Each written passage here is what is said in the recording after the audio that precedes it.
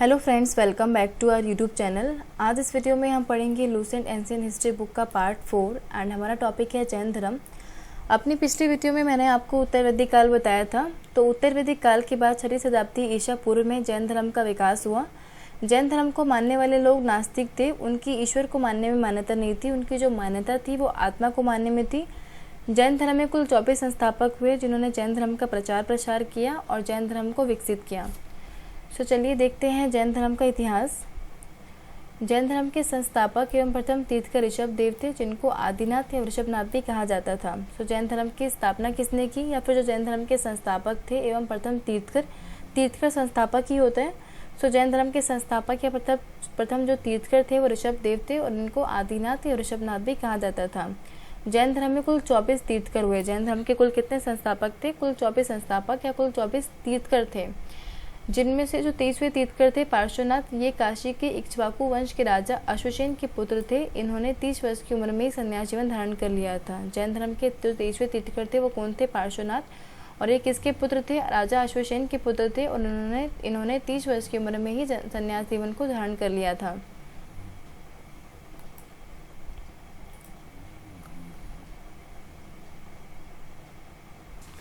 तो संन्यास लेने के बाद जब पार्श्वनाथ को संपूर्ण ज्ञान का बोध हो गया तो उन्होंने कुछ शिक्षाएं दी, और उनके द्वारा जो शिक्षाएं दी गई है वो इस प्रकार से है। हिंसा ना करना, सदा सत्य बोलना, चोरी ना करना, संपत्ति ना रखना। तो उन्होंने क्या क्या शिक्षाएं दी थी? हिंसा ना करना, सदा सत्य बोलना, चोरी ना करना एंड संपत्ति ना रखना। ये शिक्षाएं पार्श्वनाथ के द्वारा दी गई थी। इनके बाद महावीर स्वामी 24वें एवं अंतिम तीर्थकर हुए। इनके बाद जो महावीर स्वामी थे वो जैन धर्म के 24वें एवं अंतिम संस्थापक थे। नेक्स्ट है महावीर का जीवन परिचय। महावीर स्वामी का जन्म 540 ईसा पूर्व कुंडग्राम वैशाली में हुआ। सो महावीर का जन्म कब हुआ था? 540 ईसा पूर्व में हुआ था। कहाँ पर? कुंडग्राम वैशाली में हुआ था। महावीर स्वामी के पिता का नाम था सिद्धार्थ और इनके जो पिता थे वो ज्ञात्री होता क्षत्रिय। इनके पिता ज्ञात्री कुल के सरदार थे। इनकी माता का नाम त्रिशला था और वे लक्ष्मी के राजा चेटक की बहन थी। तो महावीर स्वामी के पिता का नाम था सिद्धार्थ और इनकी माता का नाम था त्रिशला, और जो इनकी माता थी वो लक्ष्मी के राजा चेटक की बहन थी। महावीर स्वामी की पत्नी का नाम था यशोदा एवं उनकी पुत्री का नाम अनुजा प्रियदर्शनी था। महावीर स्वामी के बचपन का नाम वर्धमान था। महावीर स्वामी के बचपन का नाम क्या था? वर्धमान। जब महावीर स्वामी की आयु 30 वर्ष की थी तब इन्होंने माता पिता की मृत्यु के पश्चात बड़े भाई नंदीवर्धन से अनुमति लेकर संन्यास जीवन को स्वीकार किया था। तो जब महावीर स्वामी 30 वर्ष के थे तब इनकी माता पिता की मृत्यु हो गई थी और अपने माता पिता की मृत्यु के पश्चात उन्होंने अपने बड़े भाई नंदीवर्धन से अनुमति लेकर संन्यास जीवन को स्वीकार किया था। संन्यास के लिए वो चले गए थे। महावीर स्वामी को 12 वर्षों की कठिन तपस्या के बाद चिंबिक के समीप ऋजुपालिका नदी के तट पर 4 वृक्ष के नीचे तपस्या करते हुए संपूर्ण ज्ञान का बोध हुआ। सो महावीर ने कितने वर्षों तक तपस्या की थी? महावीर ने 12 वर्षों तक तपस्या की थी। किसके समीप? जिम्बिक के समीप। किस नदी के तट पर? ऋजुपालिका नदी के तट पर 4 वृक्ष के नीचे उन्होंने तपस्या की थी 12 वर्षों तक, और 12 वर्षों की तपस्या के पश्चात इनको संपूर्ण ज्ञान का बोध हुआ। और संपूर्ण ज्ञान के बोध होने के बाद ये महावीर जिन, अरहत और निग्रंथ नाम से कहलाए। तो महावीर के बचपन का नाम वर्धमान था, लेकिन इनको जब संपूर्ण ज्ञान का बोध हुआ तो उसके बाद इनको महावीर के नाम से, जिन के नाम से, अरहत और निग्रंथ के नाम से जाना जाने लगा। महावीर स्वामी ने अपना उपदेश प्राकृत भाषा में दिया है। सो यहाँ पे याद रखिएगा कि महावीर स्वामी ने जो अपना उपदेश है वो किस भाषा में दिया है? प्राकृत भाषा में दिया है। 468 ईसा पूर्व में 72 वर्ष की आयु में महावीर स्वामी की मृत्यु या निर्माण बिहार के पावापुरी राजगृह में हो गया था। सो महावीर की मृत्यु किस ईसा पूर्व में हुई थी? 468 ईसा पूर्व में हुई थी। किस उम्र में? 72 वर्ष की उम्र में इनकी मृत्यु हुई थी या इनका निर्माण हुआ था। कहाँ पे? बिहार के पावापुरी राजगृह में हुआ था। महावीर स्वामी ने अपने शिष्यों को 11 गर्दनों में बांटा था। महावीर स्वामी ने अपने जो शिष्य हैं उनको उन्होंने 11 गर्दनों में बांटा था। महावीर स्वामी के शिष्य या अनुयायी निग्रंथ कहे जाते थे। जो महावीर स्वामी के जो शिष्य थे या फिर जो उनके अनुयायी थे, वो जो इनको मानते थे, उनको निग्रंथ कहा जाता था।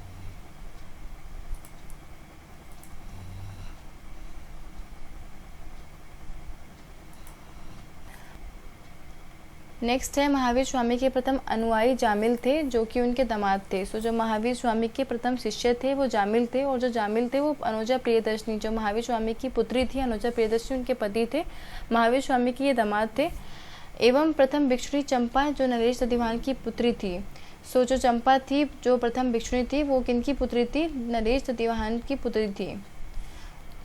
बाद में क्या हुआ कि जो जैन धर्म है उसको दो संप्रदायों में बांटा गया। कौन कौन से? श्वेतांबर एंड दिगंबर। जो श्वेतांबर संप्रदाय के लोग थे वो श्वेत वस्त्रों का धारण करते थे, एंड जो दिगंबर संप्रदाय के लोग थे वो नग्न रहते थे, वो किसी वस्त्र का धारण नहीं करते थे, वो वस्त्रहीन रहते थे।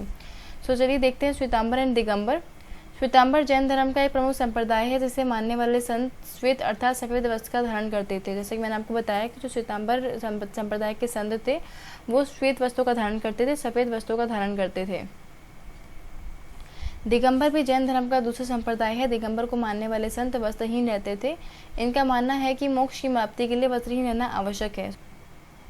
सो जो दिगंबर संप्रदाय के लोग थे, जो संप्रदाय के संत थे, वो वस्त्रहीन रहते थे, नग्न रहते थे। इनका क्या मानना था कि अगर नग्न रहने से, वस्त्रहीन रहने से जो मोक्ष की प्राप्ति के रास्ते हैं वो सरलता से मिल जाते हैं। नेक्स्ट है जैन धर्म के 3 रत्न निम्न प्रकार से हैं। सो जैन धर्म के में कितने रत्न हैं? 3 रत्न हैं। कौन कौन से? सम्यक दर्शन, सम्यक ज्ञान, सम्यक आचरण। ये आपको याद रखना है। जैन धर्म के कितने रत्न हैं? 3 रत्न, सम्यक दर्शन, सम्यक ज्ञान एंड सम्यक आचरण। इन तीनों रत्नों के अनुशीलन के लिए 5 व्रतों का पालन करना आवश्यक है। 3 रत्न के अनुशीलन के लिए 5 व्रत निम्न प्रकार से हैं। अहिंसा, किसी भी जीव को पीड़ा ना देना एवं किसी भी जीव के प्राण ना लेना। सत्यवचन, प्रिय वचन बोलना। अस्ते, बिना दी हुई वस्तु ना लेना। अपरिग्रह, कोई भी वस्तु संचित ना करना। ब्रह्मचर्य, ब्रह्मचर्य व्रत का पालन करना। सो इन तीनों रत्नों को पाने के लिए इन 5 महाव्रतों का पालन अनिवार्य है। नेक्स्ट है जैन संगीतियाँ। काफ़ी बार एग्जाम में पूछा गया है कि जो जैन धर्म की प्रथम संगीति थी वो कहाँ पे हुई थी, इसके अध्यक्ष कौन थे, ऐसे क्वेश्चन पूछे जाते हैं। सो जो जैन धर्म की जो प्रथम संगीति थी वो 300 ईसा पूर्व में हुई थी। कहाँ पे हुई थी? पाटलिपुत्र नामक स्थान पर हुई थी, और इसके अध्यक्ष कौन थे? स्थूलभद्र थे। कब हुई थी? 300 ईसा पूर्व में हुई थी। कहाँ पे हुई थी? पाटलिपुत्र नामक स्थान पर, और इसके अध्यक्ष कौन थे? स्थूलभद्र। जैन धर्म की जो द्वितीय संगीति है वो 6वीं शताब्दी में हुई थी, वल्लभी गुजरात में हुई थी, और इसके अध्यक्ष कौन थे? क्षमाश्रवण। सो सद्भंगी ज्ञान क्या है? सद्भंगी सिद्धांत जैन धर्म के अन्य सिद्धांतों में से एक है। इसका अर्थ है सापेक्षतावाद। जैन दर्शन के अंतर्गत किसी वस्तु के गुण को समझने, समझाने और अभिव्यक्त करने का सापेक्षिक सिद्धांत है। सो जैन दर्शन के अंतर्गत तो सापेक्षिक सिद्धांत है, या जो सद्भंगी ज्ञान है वो क्या है कि किसी भी वस्तु के गुण को समझने या समझाने या फिर उसको अभिव्यक्त करने का एक सापेक्षिक सिद्धांत है। एंड से जैन दर्शन में किसी भी वस्तु के गुणों को अभिव्यक्त करने का सापेक्षिक सिद्धांत कहते हैं। सो सद्भंगी ज्ञान किसे कहते हैं? किसी भी वस्तु के गुणों को अभिव्यक्त करने का सापेक्षिक सिद्धांत जो है वो सद्भंगी ज्ञान कहलाता है। नेक्स्ट है जैन धर्म में ईश्वर की मान्यता नहीं है, वे आत्मा को मानते हैं। मैंने आपको पहले ही बताया था कि जो जैन धर्म के लोग हैं वो ईश्वर को नहीं मानते हैं, उनकी जो मान्यता है वो आत्मा को मानने में है। महावीर स्वामी पुनर्जन्म एवं कर्मवाद में विश्वास करते थे। जैन धर्म में आध्यात्मिक विचारों को सांख्य दर्शन से ग्रहण किया गया है। तो जैन धर्म में जो आध्यात्मिक विचार है, जो नए विचार है, उसको कहाँ से ग्रहण किया गया है? सांख्य दर्शन से ग्रहण किया गया है। जैन तीर्थंकरों की जीवनी कल्पसूत्र में मिलती है। इसकी रचना भद्रभायु द्वारा की गई थी। सो जो भद्रभायु द्वारा लिखी गई पुस्तक है कल्पसूत्र, इसमें जैन तीर्थंकर जो हैं, जो जैन धर्म के संस्थापक हैं, उनकी जीवनी मिलती है। लाइक उनका जन्म कब हुआ, उनकी मृत्यु कब हुई, या उनकी जो पूरी जीवनी है भद्रभायु ने अपनी पुस्तक कल्पसूत्र में जैन संस्थापकों की जो जीवनी है वो लिखी हुई है। सो यहाँ पे जो जैन धर्म के कुल 24 संस्थापक थे उनके नाम मेंशन किए गए हैं। इसमें से कुछ इंपॉर्टेंट जो एग्जाम में पूछे जाते हैं वो मैं आपको बता दूंगी। सो एक बार पढ़ लेते हैं। जैन धर्म के जो प्रथम तीर्थंकर थे वो ऋषभ देव थे, और इनका जो प्रतीक चिन्ह है वो सांड है। जैन धर्म के दूसरे संस्थापक थे अजितनाथ, इनका प्रतीक चिन्ह है हाथी। जैन धर्म के तीसरे संस्थापक थे संभवनाथ, इनका प्रतीक चिन्ह था घोड़ा। जैन धर्म के जो चौथे संस्थापक थे अभिनंदन। जैन धर्म के पांचवें संस्थापक थे सुमितनाथ। छठे संस्थापक थे पद्म प्रभु। सातवें संस्थापक थे संपर्शनाथ, इनका प्रतीक चिन्ह था स्वास्तिक। आठवें संस्थापक थे चंदा प्रभु। नवें संस्थापक थे सुविधिनाथ। 10वें संस्थापक थे शीतलनाथ। 11वें संस्थापक थे श्रेयसनाथ। 12वें संस्थापक थे वाशुपूज्य।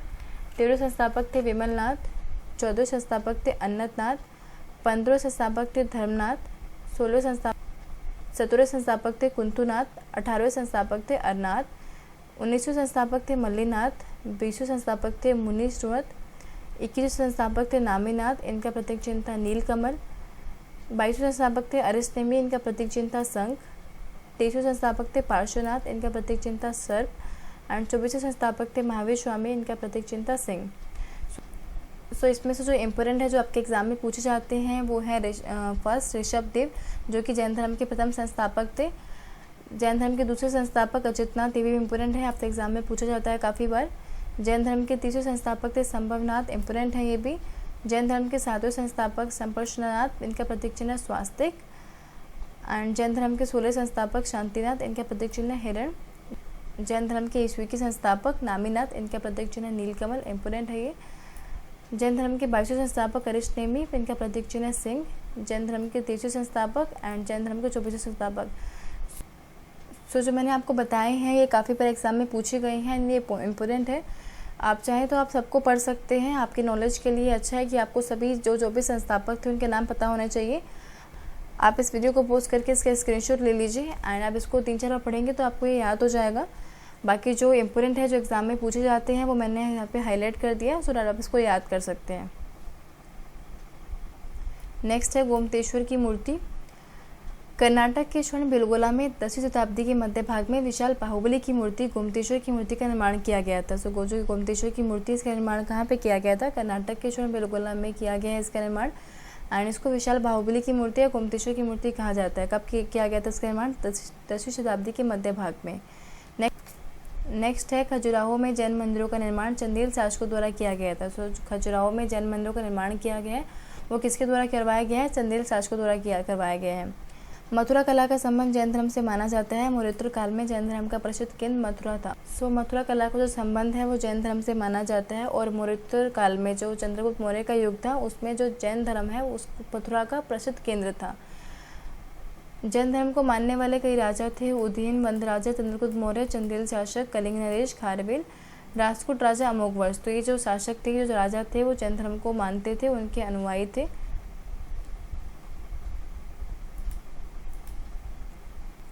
सो आज की इस वीडियो में इतना ही फ्रेंड्स। नेक्स्ट वीडियो में हम पढ़ेंगे बौद्ध धर्म।